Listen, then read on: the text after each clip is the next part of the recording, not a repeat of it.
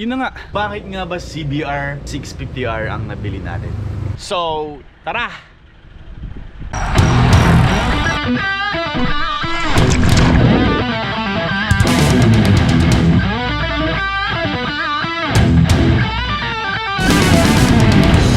Bakit nga ba CBR 650R?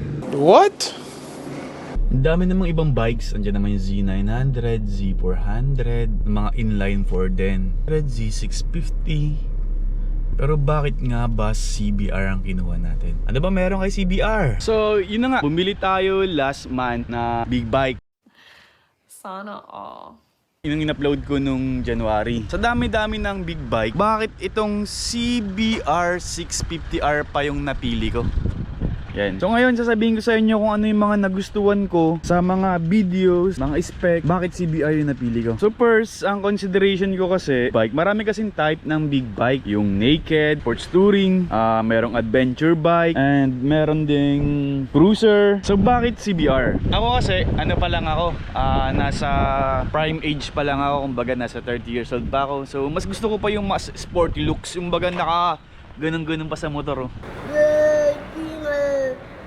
Kaya napunta tayo sa sports touring bike. So ano ba yung mga spec? Mga specs ni CBR, isa-isa natin. By the way, this CBR is CBR 650R 2023 model. Meron siyang 4-stroke with 4-cylinder. Yan, kung makikita nyo, ayan siya. Meron siyang napakaangas na 4 na tambutso. Yan, sabi nga ni Joe, parang bangs na hinawi pa kaliwa. Wow naman! Wow!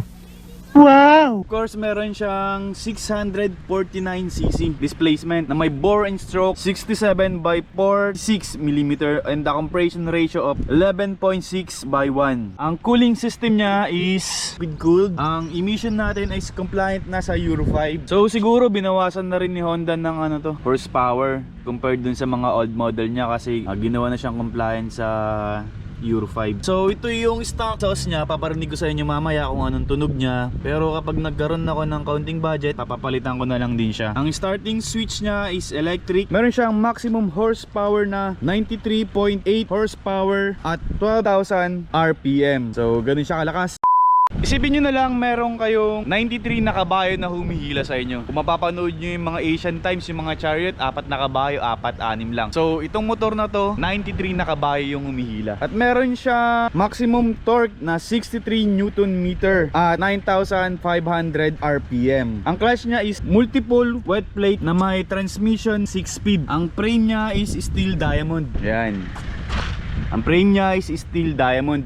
Ang front suspension nito is 41mm, show a separate function, front fork, big piston, upside down fork. Yan, kita nyo na kung nakabaliktad siya, para siyang telescopic na binaliktad. Ang front wheel niya ay may sukat na 120mm ang lapad niya. Ang rear suspension naman nito ay merong monoshock. Ayan, kulay red, bumagay dun sa kulay ng kanyang motor. Monoshock damper with 10 stage adjustable preload. Ang rear wheel naman niya is Dunlop 180/55 R17. Sa gamit ko okay naman to. Hindi naman siya dumudulas, medyo makapit pa para sa akin. Ang kanyang front brakes is dalawang 310 floating disc, 4 piston radial mount, and of course Nissan caliper. So malakas yung brake niya. Kung ang takbo ko is nasa 90, kaya niya akong i-down sa 0 ng mga 6 seconds. Equip na rin ito ng dual channel ABS. Ang wheels niya is hollow section na may 6 spokes cast aluminum. Ang haba ng CBR is 2,131mm na may wheelbase na 1,450mm. At ang seat height niya is 810mm with the ground clearance of 130mm na may wet weight na 208 kilograms. Napakabigat. Ang bigat noon. Ang fuel capacity niya is 15.4 liters. So ito, ang laki na ng fuel tank capacity niya. A few moments later. So ngayon, i-start natin. Pakita ko sa inyo kung ano yung nasa panel niya. So sa pag-start, papasok lang natin siya dito. Nga pala, itong Qi na to is equipped ng chip. Ang tawag ni Honda dito is Honda Ignition Security System. Ito siya, yan yung umiilaw-ilaw dyan. So kahit meron kang magpa-duplicate ka ng key, hindi mo mapapaandar si CBR kasi meron siyang security system na may chip. So start natin.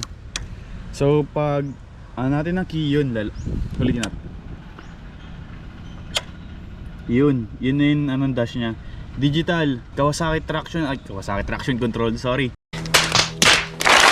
Honda, torque control, neutral, oil indicator, check engine, ABS, torque control na naka-off, high beam, clock, gear indicator, yung speed, odometer, average fuel consumption. Nag-average ako dito ng 20 km per liter, mixed driving style. Tapos select button, set button, turn lights indicator. Meron na rin siyang hazard light. Ito yung kanyang torque control. Pag i-on off mo siya, i-hold mo lang siya. Yan, i-hold natin. Kapag umaandar pala yun, sorry. Busina, passing light. Ito siya. Tapos turning lights indicator, left. Tapos right. Tapos sa kabila naman is the power button para ma-engage yung kanyang system. Tapos dito naman is the start button.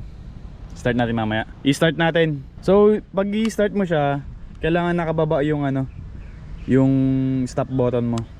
Yan. Naririnig mo gumagalaw yung engine. Yan. So ito yung tunog ng stock exhaust. Yung kanyang headlight LED na rin. Pati yung kanyang turning lights LED. Harap likod yan LED.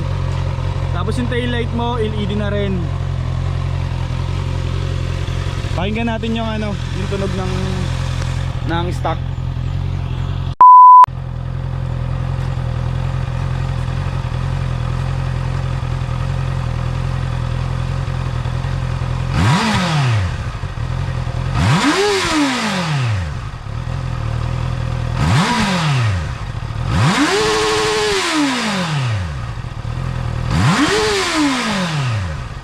Masakit na rin sa tenga.